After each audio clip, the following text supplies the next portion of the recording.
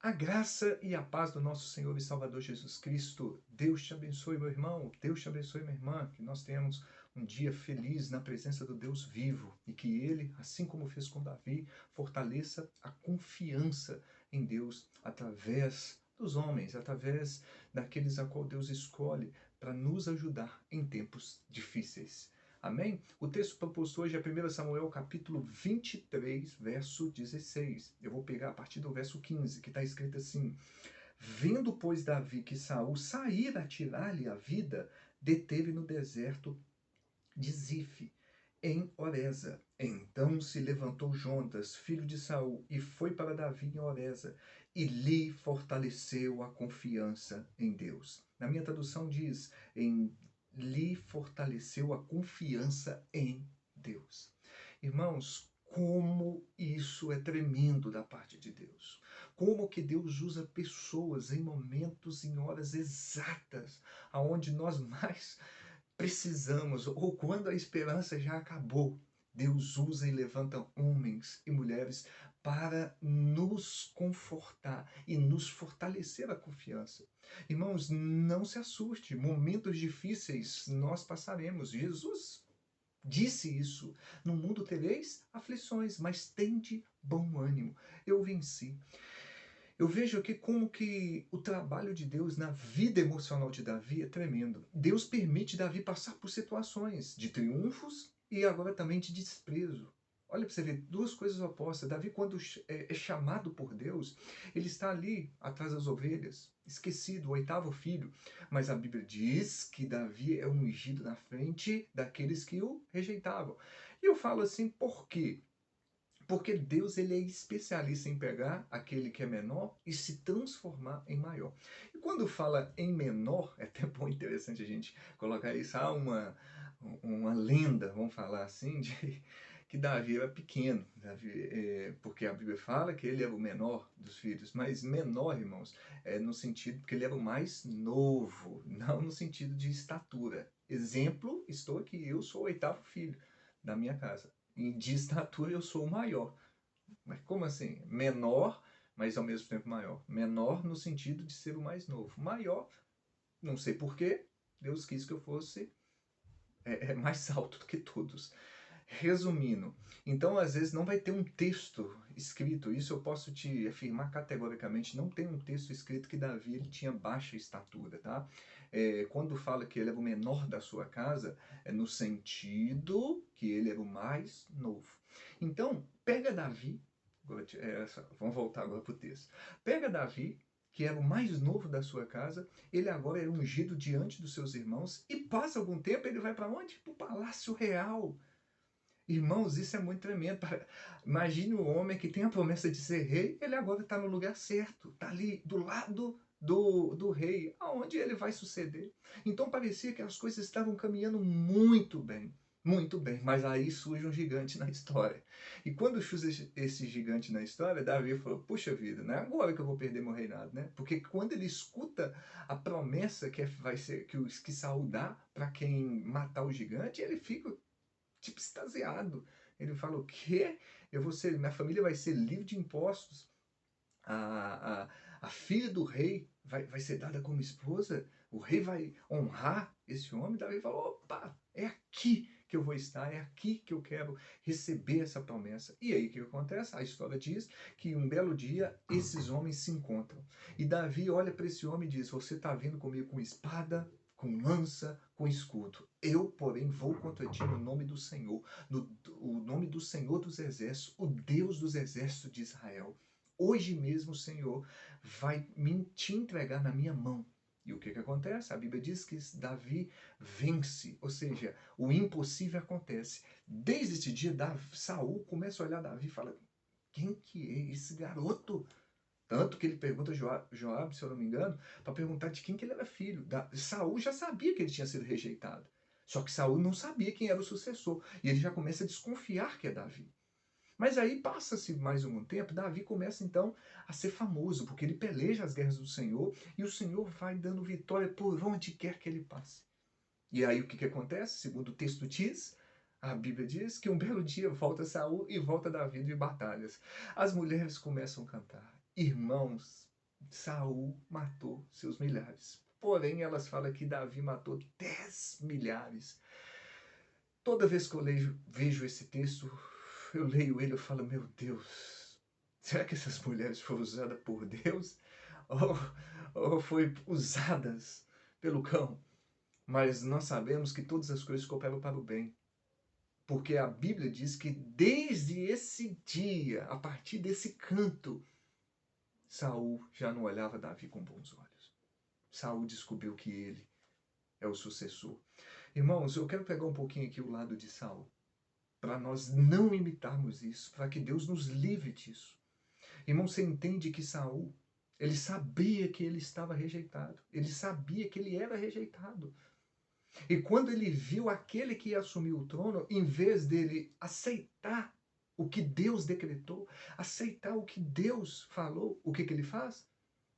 Ele vira totalmente egocêntrico, ele vira egoísta e não quer abrir mão do seu trono. Irmãos, hoje existem igrejas, eu estou falando igrejas, que pensam que são monarquia. Pastores que não abrem mão do seu ministério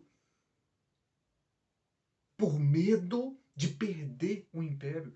Irmãos, nada é nosso, nada temos trazido desse mundo, nada podemos levar. E a Bíblia diz que a partir desse dia Saul começa a perseguir Davi, querer matar Davi, como se isso fosse resolver o problema dele. A vida vai passar, meu irmão, a vida vai passar, minha irmã. Então, você que ainda não está no ministério e um dia Deus te entregar, por favor, não imite Saul. E você que está no ministério, não imite Saul. Deus pode levantar uma pessoa pequena aí da sua igreja para ele assumir esse rebanho. Porque é Deus que cuida do rebanho, é Deus que pastoreia, não somos nós. Então que Deus abra sua visão. E desde esse dia Saul quer matar Davi, isso fica uma loucura, irmão. E isso afetou o emocional de Davi, que sabia que era o escolhido, mas as coisas não davam de acordo com a profecia.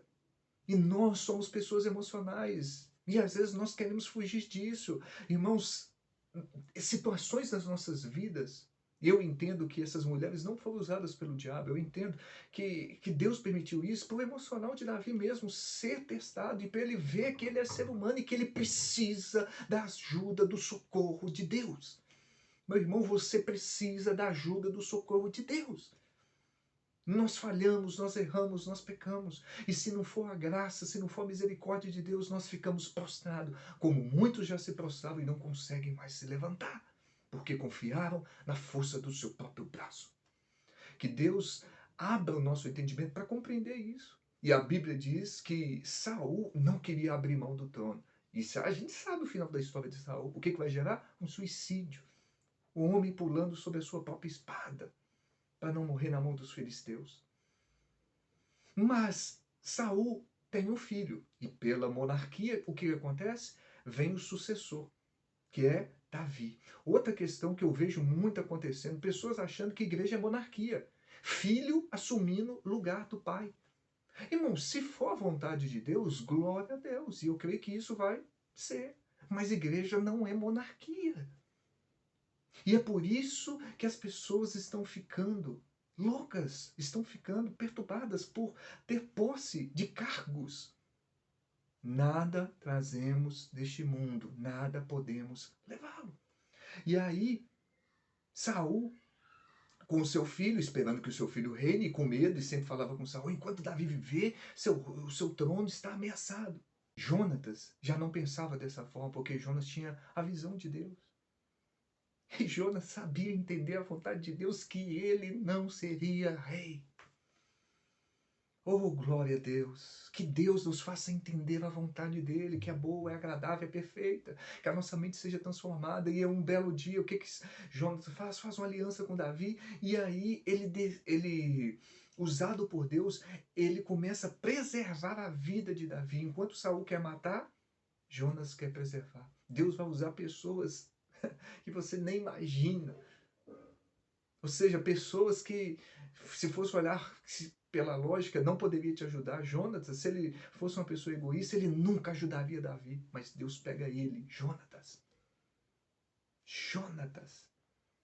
E aí no capítulo 23, no verso 16, então se levantou Jonatas, filho de Saul, e foi para Davi, a Oreza, e lhe fortaleceu a confiança em Deus. E como que Jonatas fortaleceu a confiança? 17. Ele disse: não temas, porque a mão de Saul, meu pai, não te achará. Meu irmão, não temas, a mão do teu inimigo não te achará. Lembra que Davi, por mais que Saul tratava como inimigo, Davi não tratava da mesma forma. Isso é muito lindo também.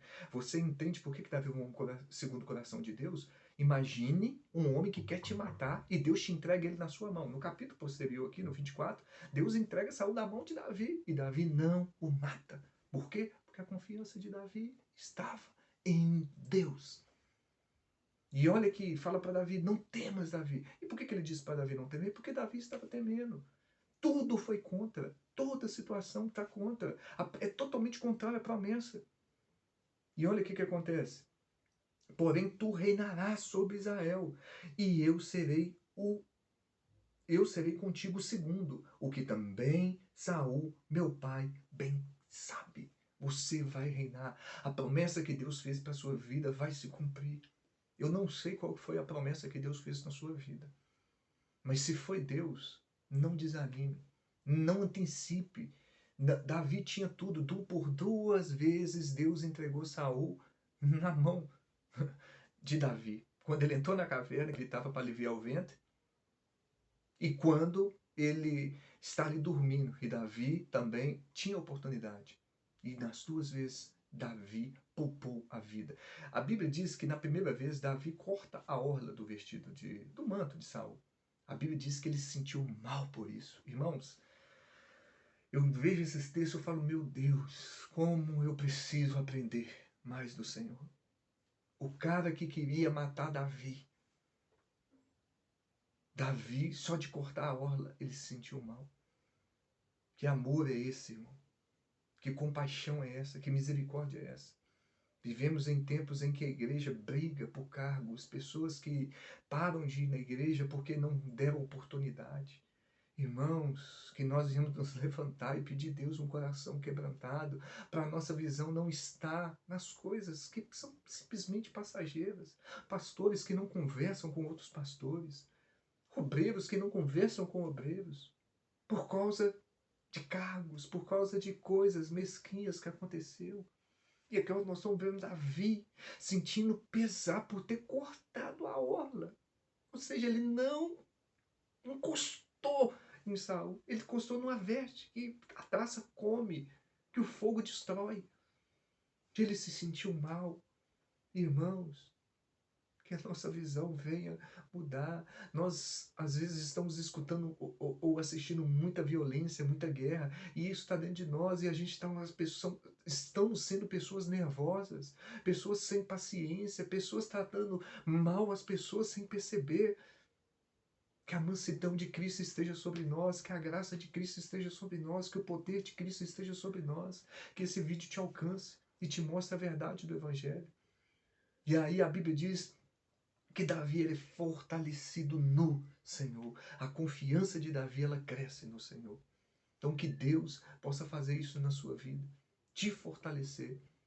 Lembre, você é emocional. Você vai passar por momentos que você vai se alegrar e você vai passar por momentos que você vai estar triste. Mas lembre de uma coisa, esteja com Deus nesse momento. Que nós vamos passar momentos de alegria e momentos difíceis, isso é inevitável. O problema é com quem que nós iremos passar. Davi escreve no Salmo 23, ainda que eu ande pelo vale da sombra da morte, não temerei mal nenhum. Sabe por quê? Porque Deus está com ele. Porque tu estás comigo. Deus esteja com você. Deus esteja com você. Deus te fortaleça, Deus te capacite, Deus te mostre o caminho da paz e que o amor do Senhor te fortaleça a cada dia. Eu sei que nós às vezes erramos, que nós falhamos, mas o guarda de Israel nunca falha. E ele vai usar pessoas para levantar, para fortalecer a sua confiança, como fez com Davi. e que você também seja um Jonatas na vida de muitas pessoas. Não se iluda, mas seja um homem segundo o coração de Deus para fazer a vontade dele, porque quem te chamou é fiel para cumprir todas as suas promessas. Breve, Jesus voltará. Essa é a maior promessa que a igreja anseia, que é onde o noivo se encontrará com a noiva. Deus te abençoe e te fortaleça e que você cresça na graça, no conhecimento e no amor de Deus, em nome do Senhor Jesus. Amém.